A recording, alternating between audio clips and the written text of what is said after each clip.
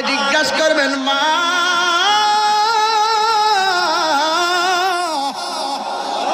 তাহিরি হুজুর বলছে তুমি নাকি কষ্টের পর কষ্ট করেছো।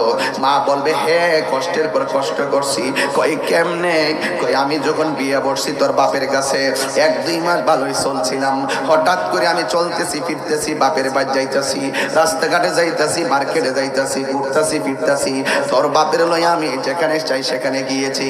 যেই দিন থেকে আমি বুঝতে পেরেছি তুই আমার পেটের ভিতরে কনসেপ্ট হয়েছিস, সেই দিন থেকে আমি আগের মতো আর দৌড়ি না। দৌড়লে তুই পেটের ভিতরে নষ্ট হয়ে যাবি, তোর কারণে আমার হাঁটার স্বাধীনতা আমি হারাইয়া ফেলাইছি। এবার তুই যখন আস্তে আস্তে বড় হইতেছস, রাত্রেবেলা আমি ঘুমাইছি, ডান কাতে ঘুমাইলে খেয়াল রাখছি আমি উপর হইয়া শুয়ে যাই কিনা, বাম কাতে গেলে আমি উপর হইয়া যাই কিনা। এইভাবে আমার রাতের বেলা আরামের ঘুম আমি হারাম কইরা ফেলাইছি। এরপরে যখন তোর বয়স 7-8 হয়ে গেছে, তখন